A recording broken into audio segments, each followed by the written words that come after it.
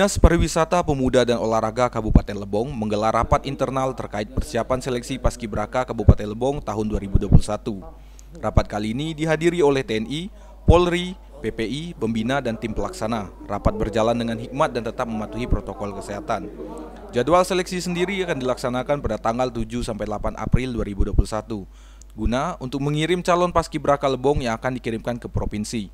Dikatakan oleh Ketua PPI Lebong, dengan dana yang terbatas seleksi ini akan diusahakan semaksimal mungkin. Namun diharapkan juga kepada pemerintah daerah untuk menindaklanjuti agenda Paskibraka di Kabupaten Lebong ini sendiri. Fokus kita mencari yang dibutuhkan untuk provinsi. Jadi dengan ya sempat dibahas juga tadi itu karena ada pengurangan dana.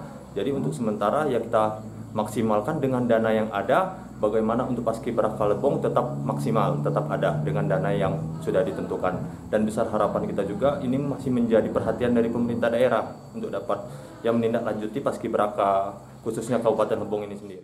Diharapkan untuk para siswa-siswi SMA sederajat yang ada di Kabupaten Lebong untuk mempersiapkan diri sebaik mungkin, dikarenakan seleksi kali ini berbeda dengan tahun sebelumnya, karena jumlah peserta akan dibatasi setiap sekolahnya. Ada tambahan lain? Untuk tambahan lain ya untuk adik-adik, khususnya untuk adik-adik SMA, SMK, MAN Kabupaten Lebong untuk mempersiapkan diri untuk mengikuti seleksi nanti. Setelah ini mungkin ada surat yang akan menyusul ke sekolah-sekolah, dan nanti seleksinya juga berbeda dari tahun-tahun kemarin.